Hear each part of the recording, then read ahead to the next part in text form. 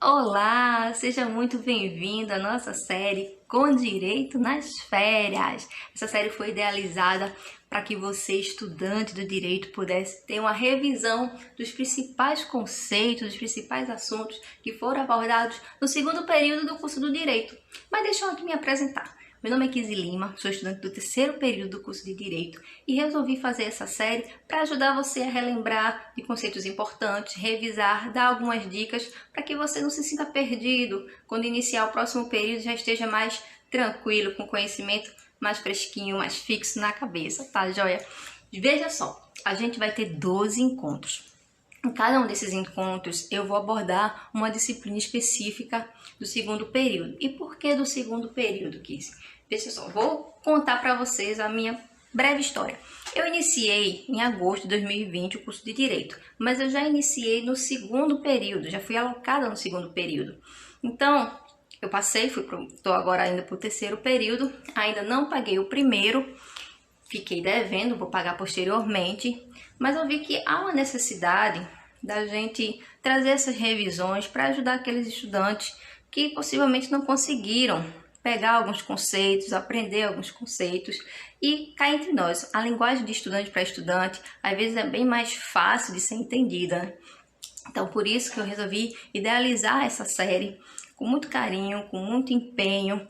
Eu que sou estudante, eu estou aqui para aprender junto com vocês.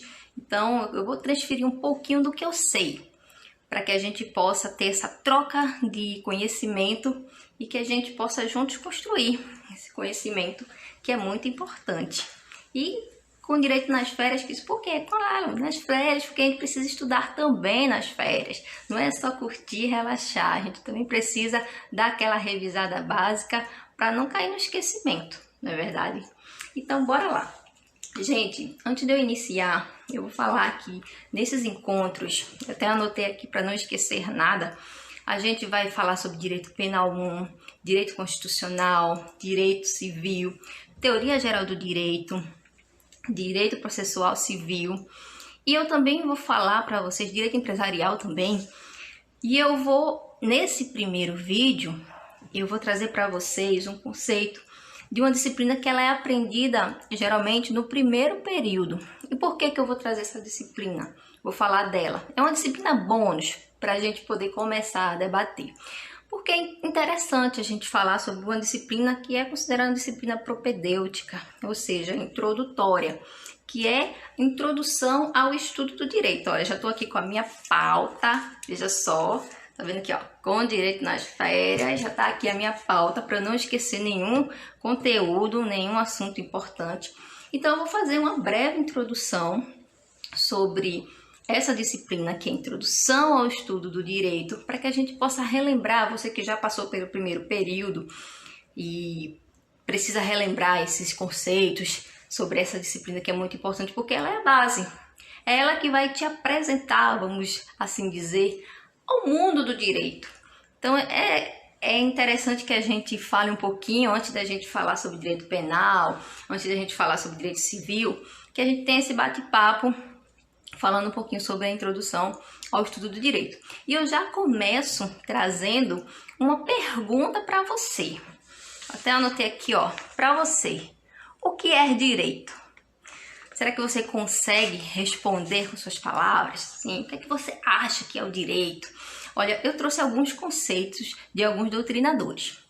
O primeiro foi o professor Carlos Eduardo Rangel, que para ele, direito, ele é um conjunto de normas impostas pelo Estado, cujo objetivo é regular o convívio social.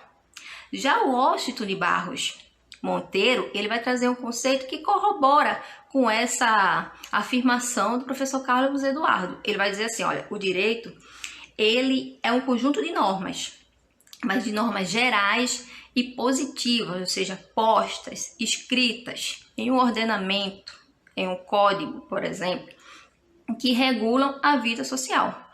Então a gente tem que pensar o quê? Que o direito é aquele conjunto de normas. O que são normas? Normas são aquelas regras que visam disciplinar, que visam controlar, que visam regular na realidade. A palavra certa não é controlar, e sim regular. Regular o comportamento daquele indivíduo naquela sociedade.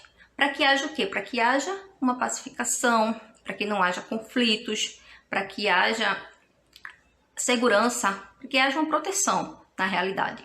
Então, esse é o conceito inicial do direito, aquele conjunto de normas imposta pelo Estado e que tem um caráter coercitivo, ou seja, nós, seres humanos, nós temos a obrigação de observar essas normas, porque caso contrário, a gente pode sofrer algum tipo de sanção, algum tipo de punição, que a gente vai ver mais na frente, tá certo? Então, vocês conseguiram entender o conceito de direito?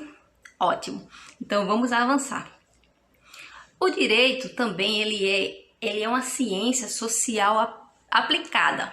E por que o direito ele é considerado uma ciência social aplicada? Porque, como ciência social, a ciência, na ciência social, ela estuda acerca do comportamento humano, dos aspectos, tanto históricos quanto econômicos, filosóficos. E essa ciência, ela é devidamente estruturada. O direito como ciência, ele é devidamente estruturado em um conjunto de normas. E essas normas, elas servem justamente para trazer um certo controle nas condutas sociais. E o direito como ciência, ele visa valorizar, visa atribuir valores, visa também atribuir consequências aos comportamentos, porque ele se preocupa principalmente com a ordem e com a segurança da sociedade. Então, é importante que a gente entenda que o direito, ele não é uma ciência isolada, mas na frente a gente vai falar sobre a interdisciplinaridade do direito, que ele se relaciona com outros ramos do direito, com outras ciências, aliás, com outros ramos do direito e das ciências. Por isso ele é considerado uma ciência social aplicada, tá certo? E uma coisa que é bem interessante é que Emeu Domício Upiano, que foi um jurista romano, ele fala que, ele dizia, na realidade, que aonde está o homem, está a sociedade. Onde está a sociedade, está o direito. Logo, onde está o homem, está o direito. Então, ele falava que havia, sim, uma relação entre o homem no sentido geral, né, o ser humano. O homem, ele está muito relacionado com a sociedade, assim como a sociedade está muito relacionada ao direito. E muitos filósofos, muitos sociólogos de épocas passadas, eles também viram essa relação tão estreita entre o homem e a sociedade, por exemplo. Aristóteles mesmo dizia que o homem é um animal social. Ele não consegue viver por muito tempo sozinho, isolado. Ele sente essa necessidade, há uma necessidade inata do homem dele estar em um convívio social, dele estar em sociedade, dele em algum momento da sua vida, ele precisa se socializar. Assim como Emile Durkheim também fala a respeito disso, que o homem ele é um produto da sociedade, e muitos outros pensadores, historiadores daquela época. Então, por esse fato do homem estar muito ligado à sociedade, dessa necessidade do homem de se socializar, aí começaram a surgir realmente as sociedades, as comunidades, os grupos. Só que em alguns momentos haviam certos conflitos. E esses conflitos nem sempre era fácil de ser resolvidos. Por exemplo, o indivíduo A tinha uma vontade, certo, que infligia na vontade do indivíduo B. E eles entravam nesse conflito, um querendo, claro, né, se sobressair ao outro, querendo que o seu direito, a sua vontade, se prevalecesse contra o outro. E aí havia esse conflito, vamos assim dizer, essa lide. E aí chega a figura realmente do direito, né, do Estado, de uma terceira pessoa para tentar resolver esses conflitos. Eu não vou entrar muito nessa seara da história, porque também não é o nosso objetivo aqui, mas só para vocês entenderem como que o direito está muito relacionado a outras disciplinas das ciências sociais aplicadas.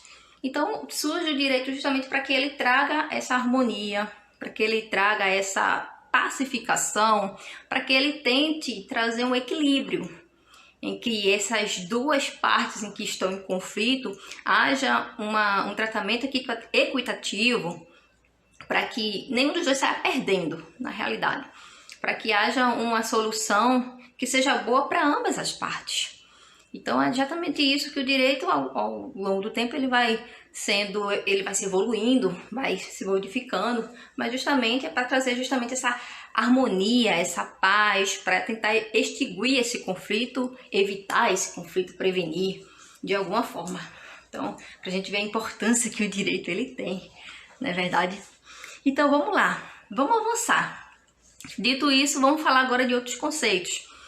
Vamos falar sobre o conceito de direito natural. Ó, aqui, direito natural versus direito positivo. Qual a diferença entre eles? Será que há alguma diferença? Vê só, segundo Paulo Nader, que também é um doutrinador, ele diz que o direito natural é aquele direito que é inerente ao ser humano. É aquele direito que é inerente à personalidade jurídica das pessoas naturais. Ou seja, é aquele direito que você já nasce com ele. Por exemplo, direito à vida, direito à liberdade. Quando a gente for estudar um pouquinho sobre direito civil, a gente vai falar sobre os direitos da personalidade jurídica, sobre capacidade civil, esses aspectos. Mas é importante a gente entender que aquele ser que, que ainda está na barriga da mãe, ele já tem um direito. Ele tem um direito à vida, por exemplo. Ele tem o direito de nascer, sem entrar em algumas polêmicas. Mas, principalmente, assim que ele nasce, também ele tem outros direitos, né? Já é atribuído a ele esses direitos. E também quando a gente falece, a gente também tem alguns outros direitos, por exemplo, o direito ao sepultamento. Então, todos esses direitos, eles são inerentes ao ser humano, estão inseridos no ser humano. E é considerado um direito, por exemplo, um direito natural. E é aquele direito que, como eu já falei, a gente adquire ao nascer, por exemplo. E ele também não é um direito que precisa estar escrito. Ele não é um direito que necessariamente precisa ser positivado. Então, ele tem essa diferença, certo? E ele tem um caráter universal. Já o direito positivo, ele é um direito que se origina no direito natural. E é aquele conjunto de regras positivas escritas, impostas pelo Estado. É aquelas leis postas no ordenamento. É o ordenamento propriamente dito, na realidade. É aquele direito escrito que tem aquele caráter particular, que está direcionado a uma determinada sociedade, por exemplo. Então, esse é o direito positivo, aquele direito posto, aquele direito escrito. Então, a gente viu agora essa diferença entre o direito natural e o direito positivo. Agora vamos falar também sobre o direito objetivo e o direito subjetivo, que é importante. O que é o direito objetivo? O direito objetivo é a ordem social, que é imposta de forma coercitiva pelo Estado, para que haja o cumprimento dessa ordem para toda a sociedade. Já é a lei, é a norma jurídica, é aquele ordenamento, aquele código, aquela norma que está ali imposta no ordenamento jurídico, é aquele direito objetivo. Já o direito subjetivo é aquela pretensão de se exigir algo de alguém. Eu vou dar um exemplo só para ficar mais fácil da gente entender essa diferença entre direito objetivo e direito subjetivo. Por exemplo, no artigo 186 do Código Civil, ele fala que aquele que por ação ou omissão voluntária, negligência ou imprudência violar direito e causar dano a outra, ainda que exclusivamente moral, comete ato ilícito. Então pronto. Se eu causar algum dano, seja por ação ou omissão, negligência, de forma voluntária ou imprudência, se eu violar um direito de alguém e causar um dano, eu vou cometer um ato ilícito. Por exemplo, vamos supor que eu estou dirigindo e alguém bata no meu carro. Alguém bateu no meu carro, causou um dano a mim, causou um dano ao meu bem, meu bem material, certo? E aí, esse ato ilícito da pessoa de ter batido no meu carro, ele vai ter a obrigação, o agente, segundo o artigo 927 do Código Civil, a pessoa que agir, cometer esse ato ilícito, ela vai ter a obrigação de reparar esse dano. Então, a pessoa que cometeu que bateu no meu carro, né, que cometeu esse dano, né, que causou esse dano a mim, ao meu veículo, ela tem sim a obrigação de repará-lo, certo? Então isso é o que? O direito está imposto no Código Civil, ou seja, é o direito objetivo. Já o direito subjetivo é aquela minha pretensão. Eu posso decidir entrar com ação contra a pessoa ou não, certo? Isso é meu direito subjetivo, aquela pretensão de eu exigir algo. Eu posso exigir para que o agente ele realmente me ressarça, repare o dano, como eu também posso dizer, vou deixar para lá, vou ficar no prejuízo. Então isso é o direito subjetivo, certo? A pretensão de alguém de se exigir algo, tá bom? Então vamos lá, vamos agora falar um pouquinho sobre, vamos mudar agora e para a interdisciplinariedade do direito, falar um pouquinho sobre um outro contexto. A gente falou, quando eu falei sobre o conceito de direito, eu falei justamente que o direito é uma ciência social aplicada e por isso ele se relaciona com outras ciências, com outros ramos do direito também, das ciências sociais na realidade. O direito ele é autônomo, mas ele se envolve, como eu acabei de dizer, com outros ramos das ciências, como a filosofia, a sociologia, a ciência política, entre outros.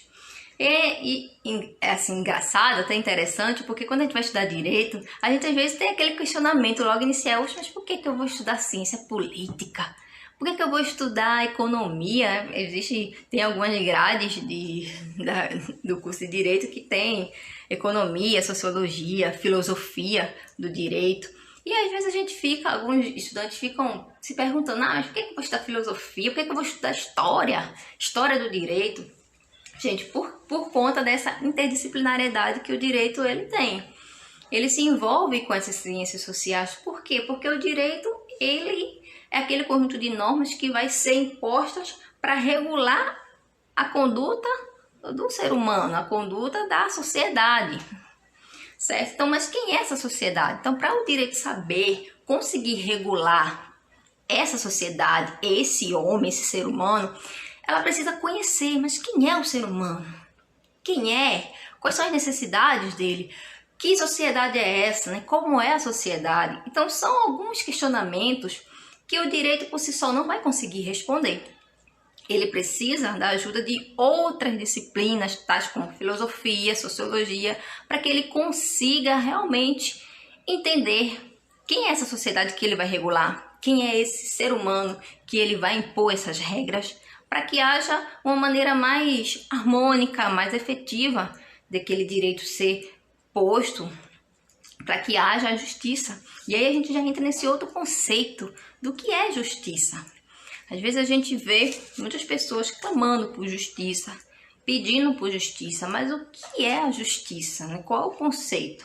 Embora ele, assim como o direito, não tenha um conceito, vamos supor, um conceito padrão, um conceito fechado, um conceito concreto, né? Porque eu posso falar com minhas palavras que é direito, você também, certo? Com base naquilo que eu falei, você consegue até responder de forma subjetiva. Então, a justiça também, ela vai ter essa definição aberta, meio que subjetiva, mas aí eu vou trazer alguns conceitos e não vou me esticar muito, porque aqui é só apenas uma introdução para que a gente tenha uma noção. Então, a justiça, para Aristóteles, que foi um grande filósofo, ele considera a justiça como uma virtude, como um princípio social. Já as correntes positivistas do século XIX, elas vão dizer assim, olha, a justiça ela é filha do direito positivo de cada povo. E sendo justo aquilo que é estabelecido na lei. Então, o conceito de justiça é aquilo que está estritamente ligado com o direito. Aquilo que está sendo aplicado em conformidade com o direito. Embora muitas vezes a gente veja que não há tanta efetividade, que não há uma aplicação tão adequada, por conta de vários outros fatores que a gente não vai adentrar no momento.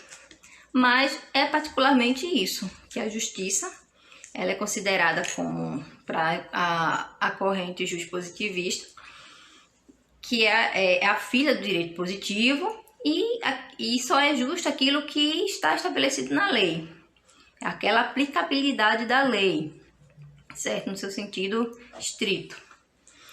Pronto, então dito isso, vamos agora falar um pouquinho sobre a classificação do direito. Outro conceito que é muito importante. Gente, o direito, segundo Silva, um outro doutrinador, ele fala que o direito ele se classifica de 3 formas. 3. A primeira, em direito público. Segundo, direito social. E terceiro, direito privado.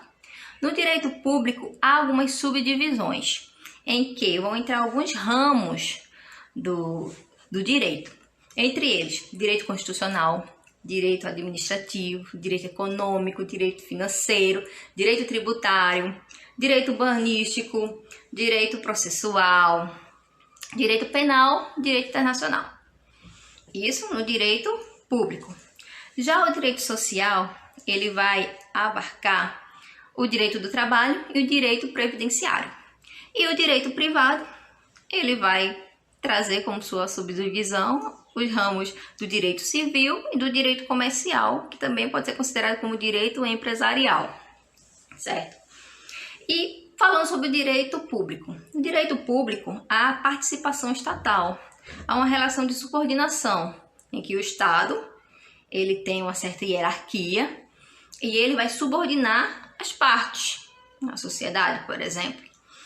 Já o direito, vou falar sobre o público, agora eu vou pular para o privado e depois eu vou falar sobre o direito social. Já o direito privado, ele tem uma relação entre os particulares e uma relação de coordenação. O direito civil e o direito empresarial ou comercial, como alguns livros ainda trazem esse conceito de direito comercial. Mas entre comercial e empresarial, muitos doutrinadores acreditam que há um sinônimo entre eles. Tá. Mas e o direito social? Qual é a relação dele? Ele tem uma relação de subordinação, tem uma relação de coordenação, né? Como é que ele se comporta? Bom, alguns doutrinadores vão dizer que o direito social ele está entre o direito público e o direito privado. Então, ele está realmente situado nesse meio, como se fosse uma integração entre um e outro, certo?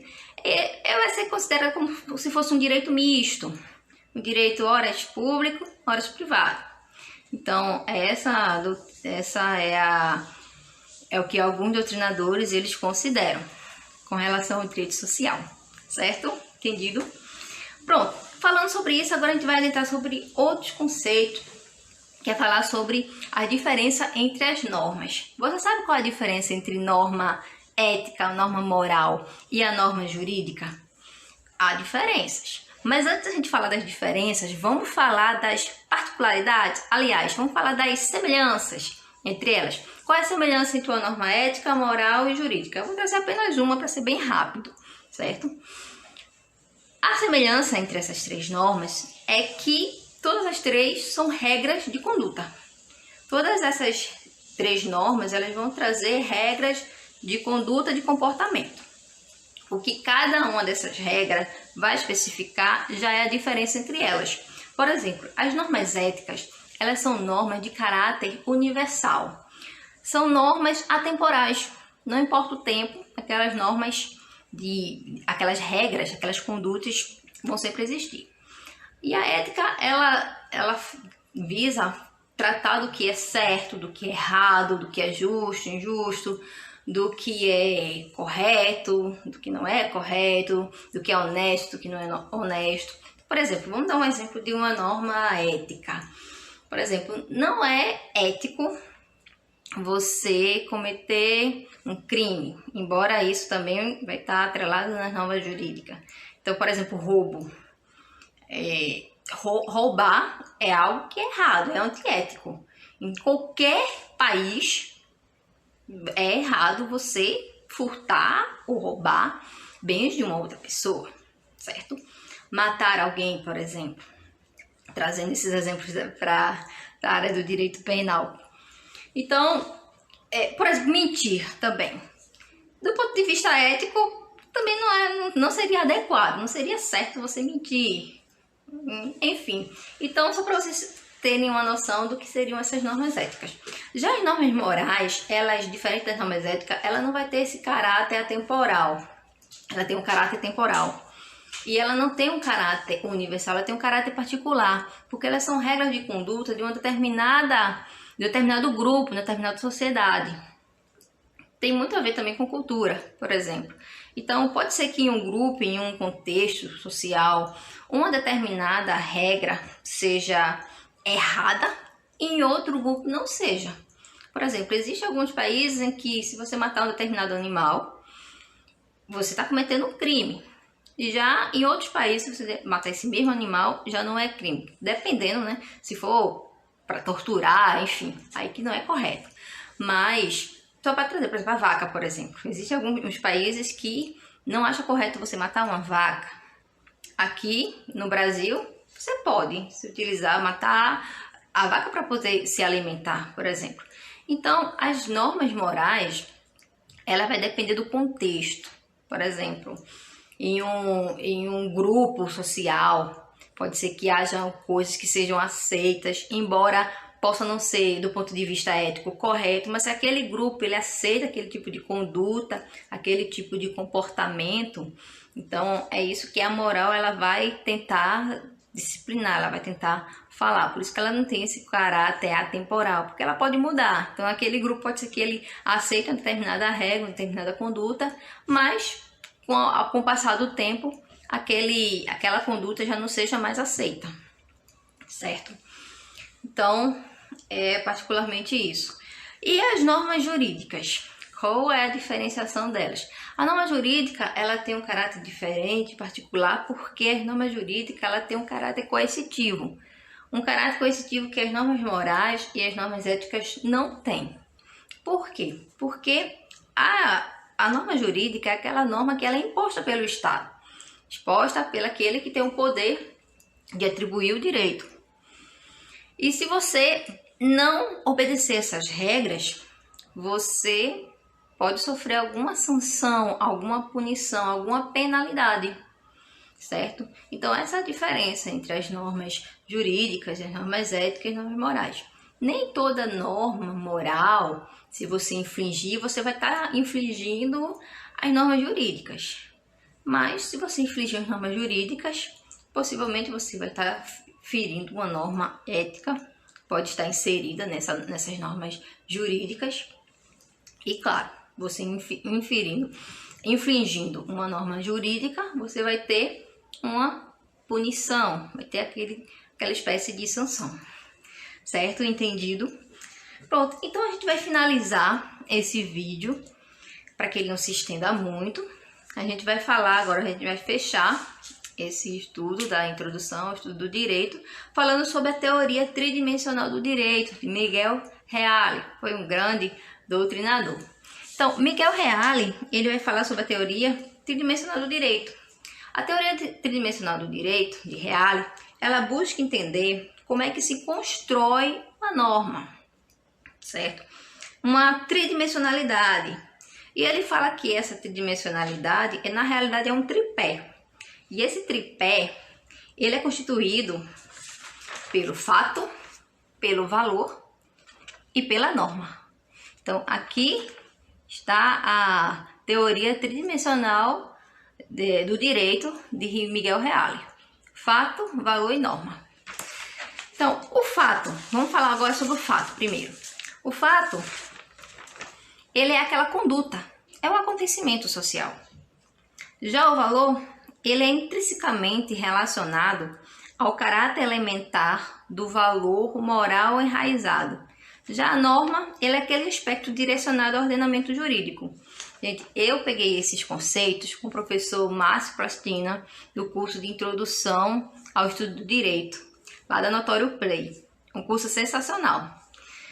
E uma coisa bem interessante que o professor Márcio Plastina ele ensina é justamente trazendo um exemplo para que a gente consiga entender essa teoria tridimensional do direito, de Miguel Reale. Por exemplo, se a gente for falar do artigo 121 do Código Penal, matar alguém. Qual é o fato? O fato, matar alguém, tirar a vida de uma pessoa, por exemplo. Esse é o fato, é o acontecimento social, certo? A conduta. Já o valor é a proteção à vida.